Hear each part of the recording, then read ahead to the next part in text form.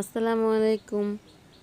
আজকে এই মেঘের দিনে ছেলের বায়না ঝালমুড়ি খাবে, তাই আমরা চলে গেলাম মা ছেলে মিলে ঝালমুড়ি সব কিছু রেডি করতে।